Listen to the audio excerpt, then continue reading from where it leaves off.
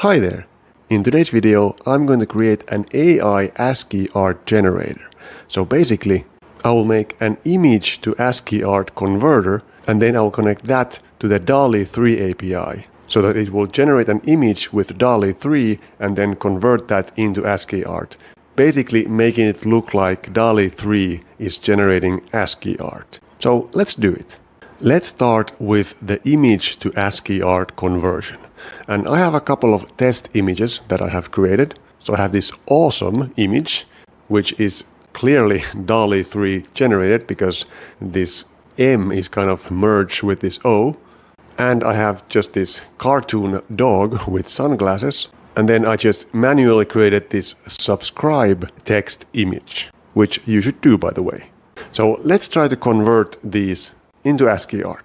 I am going to use Python for this project. So let's just create a main.py here.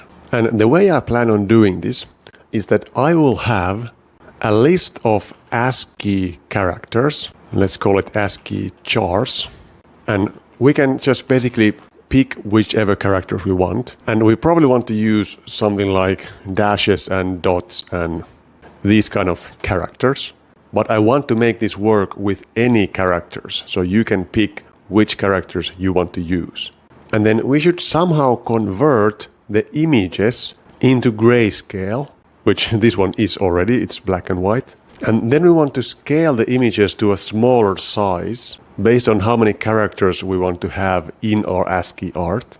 And then we could go through each of the pixels in the image and convert every pixel based on the brightness or some value in the image into an ASCII character. And I want to actually calculate the brightness of each of these characters and then use the corresponding character based on that information. Now, of course, with these particular characters, we could just move this dash maybe like this, and they kind of are in the order of the brightness because the @ character has the most pixels in it and then the dot has the least. But like I said, I want to be able to use any characters I want and I don't want to actually manually order them in the correct order. But let's actually try to use just these at first. So what we probably want to do is we want to use the pillow library. So let's make a requirements.txt file and let's add pillow here. And let's in fact set up a virtual environment. So let's do Python 3 mvenv and source venv bin activate to activate it and pip install pillow. And what we have to do is I think we need to say from pil import image, and we can say that the image is going to be image open, and we can open an image. Let's actually use that subscribe image to begin with. So JPEG. And we want to resize this image, but we have to actually get the aspect ratio because this takes the new size, which needs the width and the height. So let's say that the width is going to be, let's say 100 characters. How many characters is this, for example? This is 42. So 100 characters is pretty wide actually. So we want to make the width 100 pixels, but then we have to calculate the height based on the image. So the height is going to be the width times the image height divided by the width. So then we should keep the aspect ratio. And then we want to loop through each of the pixels in this resized image. So let's do that. I'm actually not sure how you're supposed to do that in Pillow, but I guess we can do something like for y in range height. So we loop through all the pixels top to bottom. And then for x in range width, we loop through all the pixels from left to right. And seems like Copilot is doing the coding for us. So we get the RGB from image.getPixel from the specific location. And I guess this converts it into grayscale, which is interesting. And then we get the index from the ASCII characters by dividing the grayscale with 256 and then multiplying that by the length of the ASCII characters and making that an integer. So then we just print that character. and we make sure that end is empty so that we don't print a new line. And then we print a new line for every row, which basically should do it. So let's actually see what this outputs. If I save this and I run python 3 main.py, then we get this thing, which is way too big. Let me make it a bit smaller. So let's only use 60 characters as the width. And let's run it again. And in fact, it says subscribe, kind of, although not very clearly. Maybe we need to make it a little bit bigger. And I will actually add a space here as well. So the black will be space. And let's use 80 characters for the width. And now it still doesn't look very nice. And part of the problem, I think, is that we have these kind of blurry sections inside of these characters, which really should be just spaces. But I guess when we downsample the image, it's going to get blurry. Let's actually save the resized image and see how it looks like. So let's do image.save resized.jpg and let's run it. And let's see what that one looks like. Okay, it looks like this. So yeah, there's going to be a lot of like blurriness going on here. And we might fix that by changing kind of the algorithm for the resampling. So we can use for resample nearest, box, bilinear, Hamming, bicubic, or Langzos. I don't know what is that. So let's actually try the nearest. So we can do peel image nearest. Is that going to be more pixelated? And we can actually do just image.nearest, I believe. So let's do this, and actually that kind of fixed it. So if we now take a look at the resized, then it is a lot more pixelated.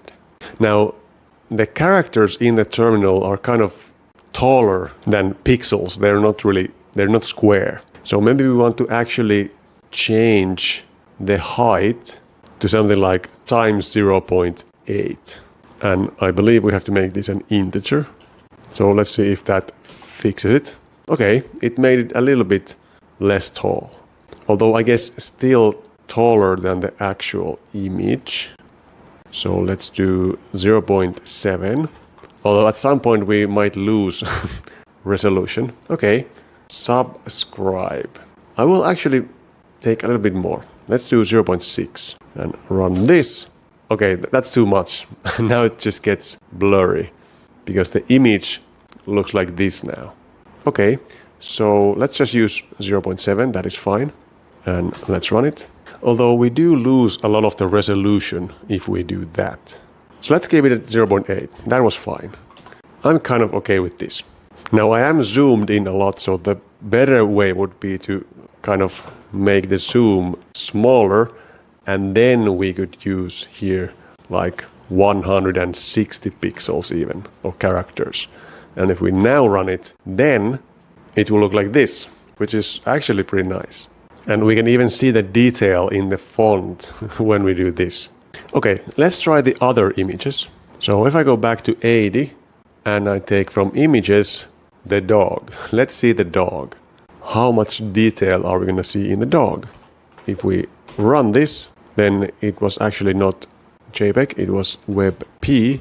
Hopefully Pillow understands WebP. So now it looks like this, which doesn't really look like much. I guess you can see it. Again, we should like zoom out a little bit to actually see something. And it's definitely too tall, but we can see the dog in there. Let me again change it to 160 and let's put here 0.7 and let's run this thing again. And then if I zoom back, then it will look like this, where we can definitely see that we have a dog with sunglasses in there, which looks pretty cool. But it's still too tall. So I do I even have to put 0.5 in here? Let's run it again. Okay, that's pretty good. Although it's still tall. So what do I have to use? Do I have to use 45? Let's try one more time. Okay, I think I don't want to make it any more squished, but it is not as square still like the original image. But I would like to figure out a way how I can actually show this nicely. Because I want you to actually see the code, but if I zoom out a lot, then you can't really see the code, but you can see the image. Can I convert the text into an image? Like save the actual characters into an image. So we could say here that the ASCII image is going to be an empty string. And instead of printing, we are just going to say ASCII image plus equals the ASCII characters, or just the current character. And then here we say ASCII image plus equals a new line. And then we could save this somehow, not into a text file, but an image file. But first, we do want to print it. And I guess we can ask Copilot for help. Save ASCII image as image, which didn't help, as JPEG. How is it going to do this? It is not going to do this. Let's ask ChatGPT. How can I write a multi-line text into an image with Python? We can use the pillow library, okay.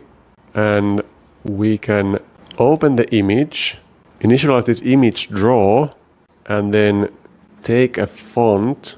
We can just use the default font, and we just draw text. Okay, that's simple enough.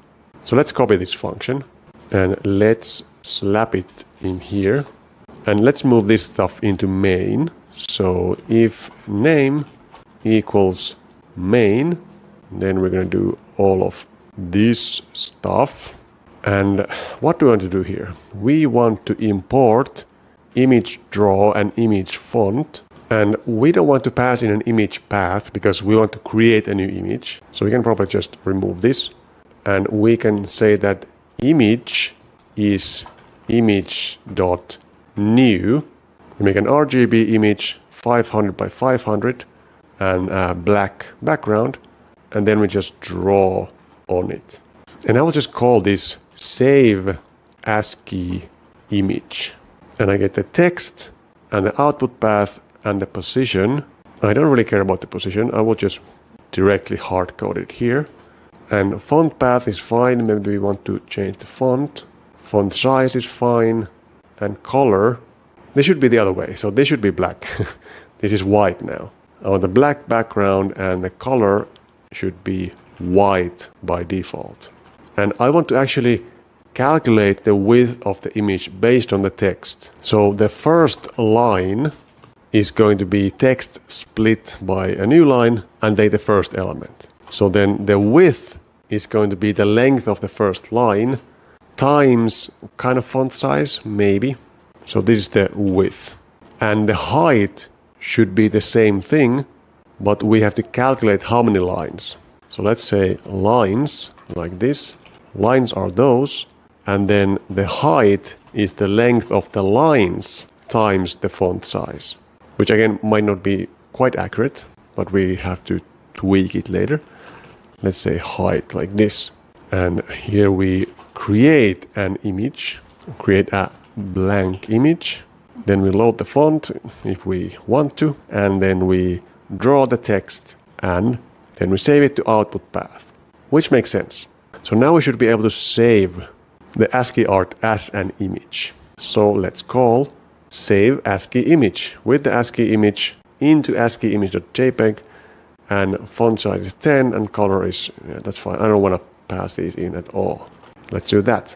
Let's run it, and it still prints it, but we should now have ASCII image which looks like this, which doesn't work because we did not use a monospace font, or what do you call it?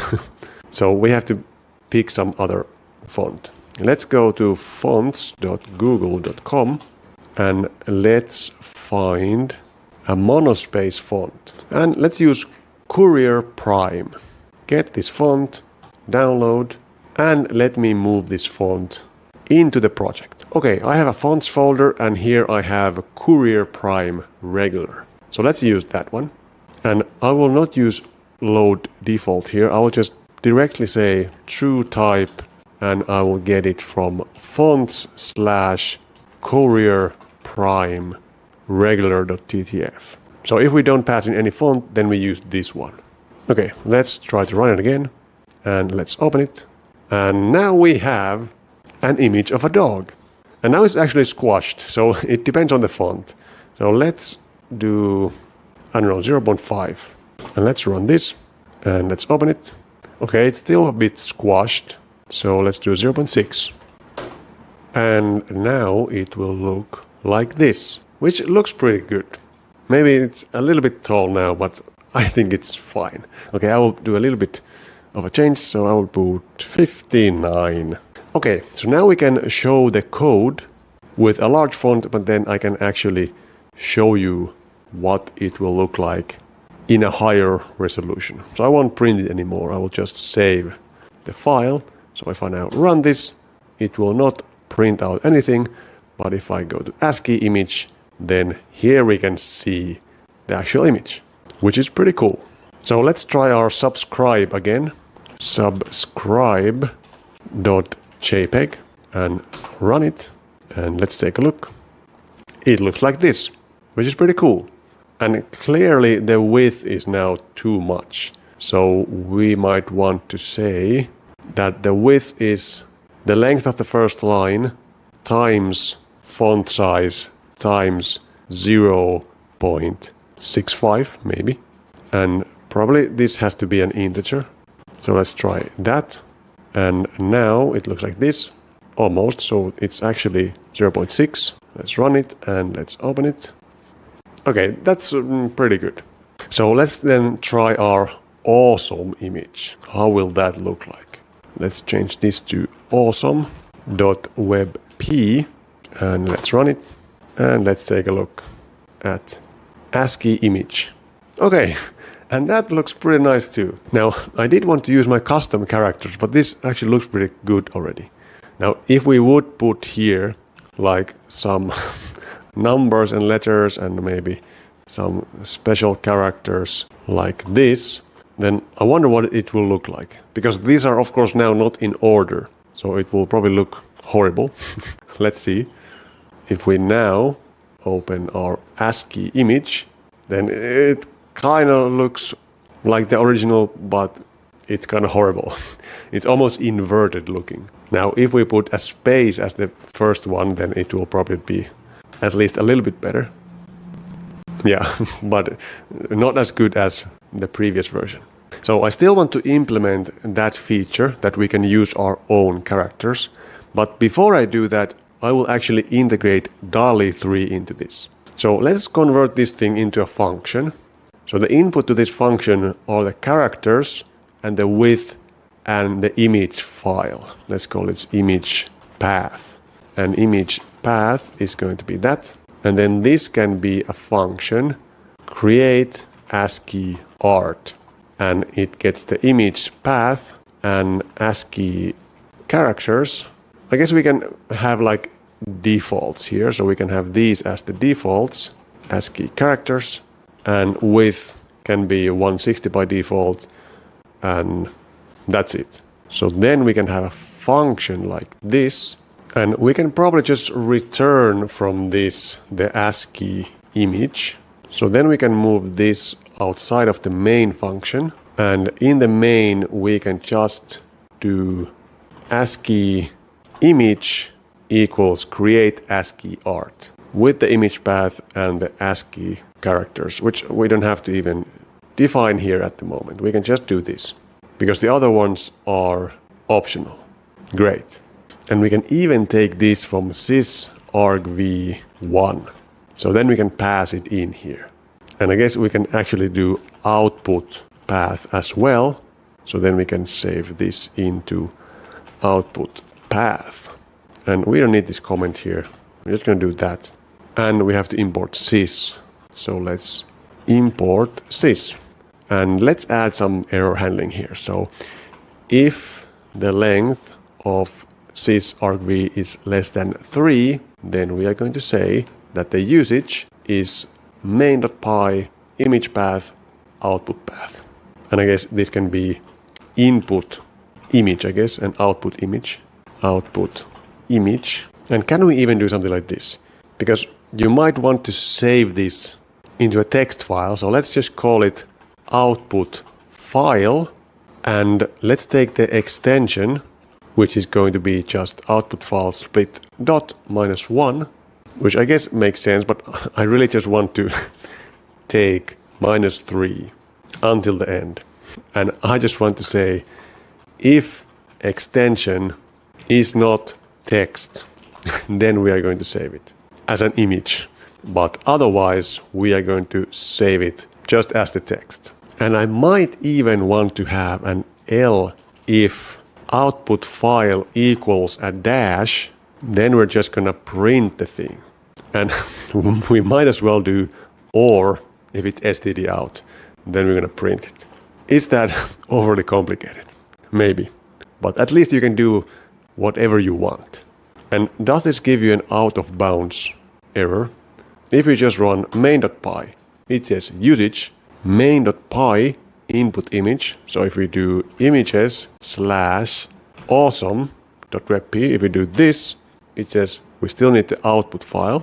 So if we do test.text, then it should save it into test.text as actual text, which it in fact did. It is here. And if we do test.jpg, then it will actually save the image here. Okay. And if we want to print it, we can just put a dash in here. And okay, so what happened? Save ASCII image. Okay, this is in the wrong order. So they should be last. And then we should have this. So if it is in fact text, then we save it in the text file. Else, if it's dash or std out, then we print the image. Otherwise we save it. Okay, makes sense. So now we should be able to do this and it's gonna print it. So it is here. Okay, so let's integrate DALL-E 3 into this. I will in fact move main.py into image to ASCII.py. And I'm going to open it from here. And I am going to change main.py here into just sys arg v0, which should be the name of the script. So if I now run Python 3 image to ASCII, then it will do like this. And I also have to add in here a hashbang, user bin end of Python 3, and I have to chmod plus x image to ASCII.py. So then I can run it like this. Image to ASCII.py, and it's gonna work. So then we can make another one. Let's create prompt to ASCII.py. And here what we're gonna do is we are going to from OpenAI import OpenAI. And let's add OpenAI into our requirements. OpenAI.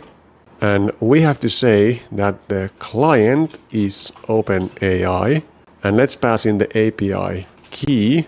And let's get that from OS get env OpenAI API key, which I guess it comes from there by default, but just to be explicit that you can put your OpenAI API key here so that I don't get so many comments about that, I will do that.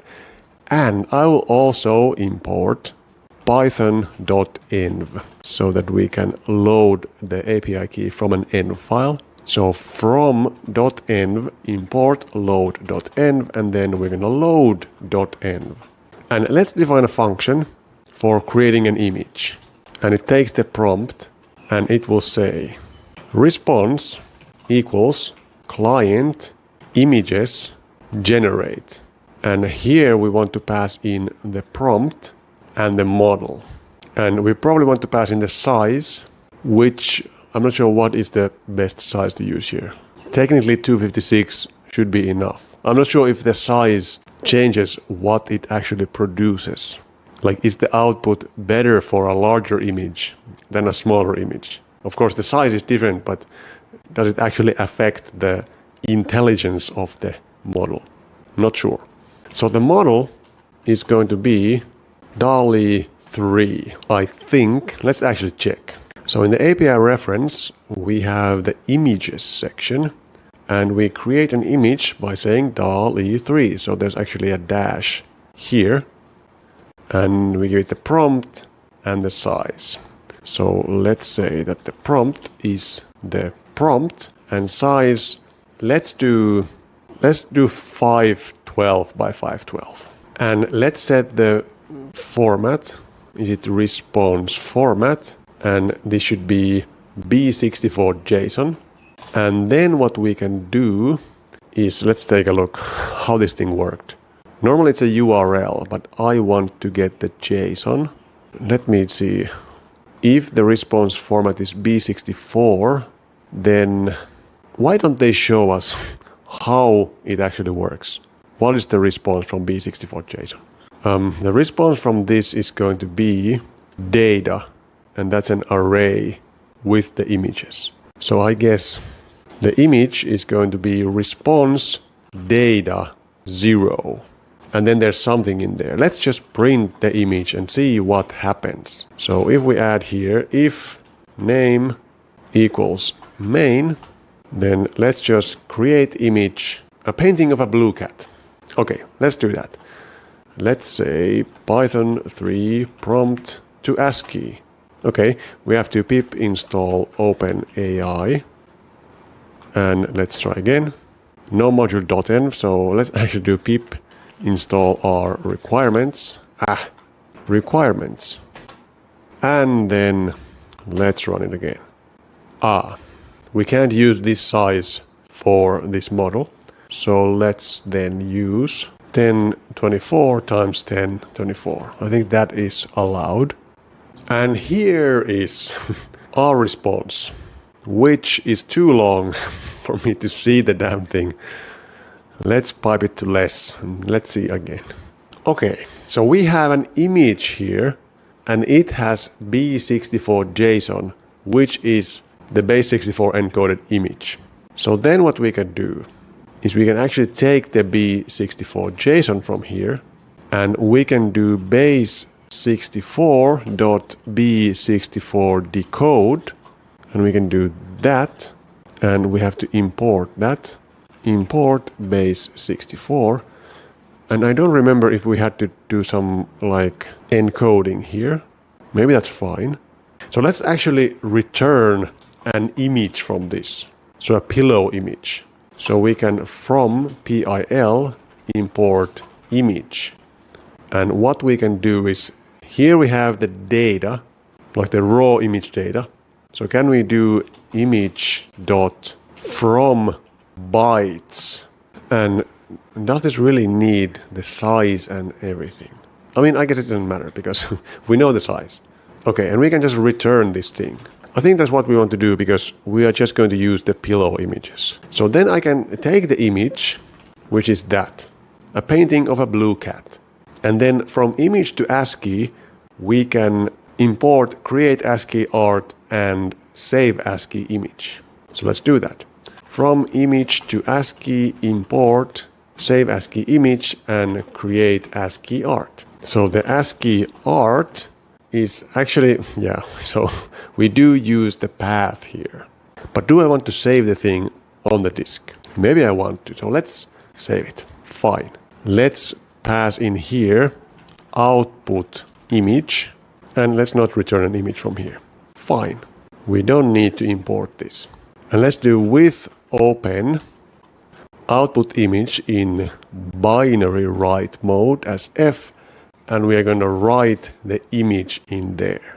Okay, so we have to pass in here like an output file, and we can like add here .DALL-e.jpg, or actually it's a WebP. Then we can say output file is sys argv1, let's say, and let's import sys again.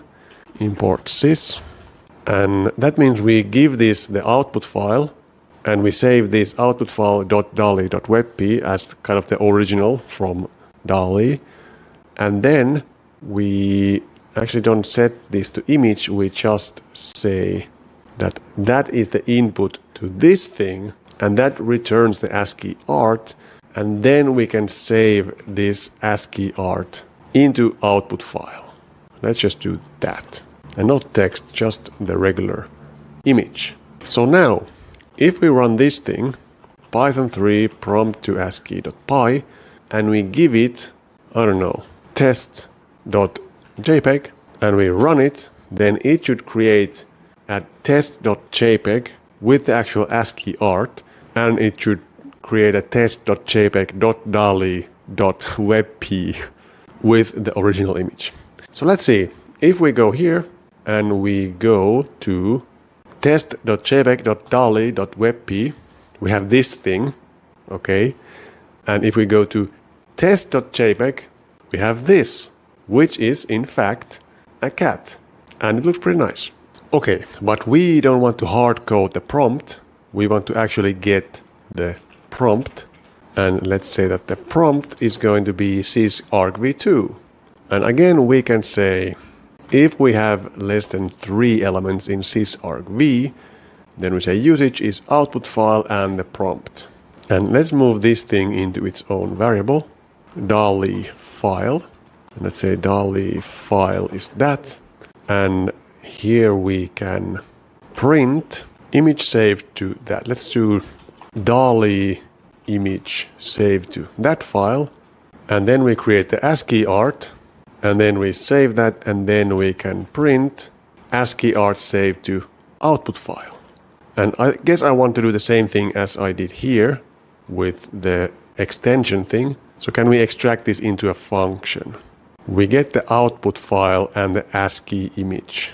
So let's do this. Save ASCII. I have save ASCII image already. So what is this? Save ASCII image by extension.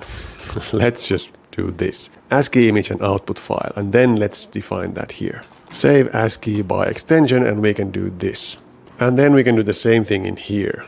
We can say save ASCII image by extension. And we can import that here by extension. What did I write wrong? Save ASCII by extension. Image by extension. Let's do this. I mean, I guess we can call it save ASCII art. Maybe it's gonna be confusing, but let's call this save ASCII art, and this one is save ASCII image. So this is save ASCII art. Okay, so now what we can do is we can run this, and it will give us an error because we didn't give it a prompt. And if I add a prompt here, the text subscribe in capital letters and a splatter background. Let's create this thing as ASCII art. So now we saved the DALL-e image and then we saved the ASCII art. So if we now open test.jpg, then here is our subscribe text. So one character is missing, but it looks pretty nice. So make sure to subscribe if you think this is worth a subscribe. Okay, let's try some other prompts. What if I say the Python logo? And I'm now actually going to rewrite this one. And this is not really the Python logo. This is some reimagined version of the Python logo. I should have said the Python programming language logo. But okay, we have something. Let's say the Python programming language logo. Or let's just do all the programming language logos. What will that look like? Let's take a look. Okay, so now we got actually, what is this? These are not real logos. But anyway, that's really just a problem of the prompting and of DALL-e 3. Okay, let's do, what else should we try? A fire-breathing dragon. I'm not sure what is a good example to use. Okay, and let's take a look at the fire-breathing dragon, which maybe has a little bit too much detail to show as ASCII art, so we can't really see. I mean, you can clearly tell that there is a dragon, and I guess some mountains in the background or something. Yeah, let's take a look at the original. Now, we might want to actually prompt it in the create image to something like use high contrast colors and simple shapes, something like this, or and not too many details, so that the images are going to be better suited for these ASCII art images. Let's actually try the fire-breathing dragon again. Now, I'm not sure if I want to add it like forcefully into this prompt. Maybe you can just add it yourself, but let's take a look. Okay, so now it looks like this, which still has a lot of details. Let's take a look at the test.jpg. Okay, yeah, it's too much detail. Now, I wanted to implement that custom ASCII character feature so that you can put your own characters in here, and then it will actually detect the brightness of each character and put them in the right order. But I'm thinking maybe I don't want to implement that anymore because I've been coding for a pretty long time already, and technically it's pretty easy to just add here your own characters. Or I guess we should put it down here. So we can say ASCII characters, and we could use something like, I don't know, does it even make sense to use letters here?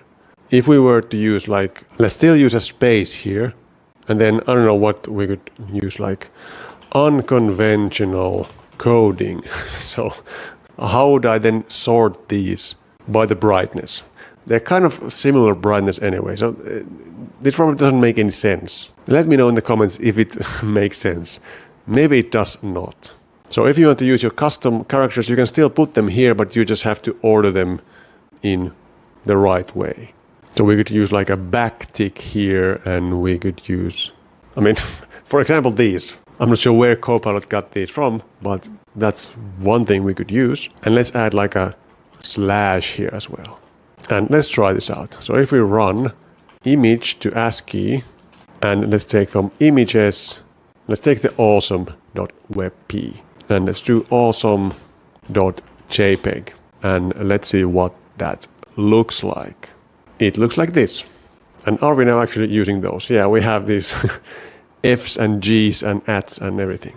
So yeah, you can still customize it if you want, but I'm not sure if it makes sense to create that automatic brightness detection. If you want to see such a video, let me know in the comments. And otherwise, if you have any suggestions for future videos, then let me know in the comments. And make sure to subscribe if you haven't already, and leave this video a like.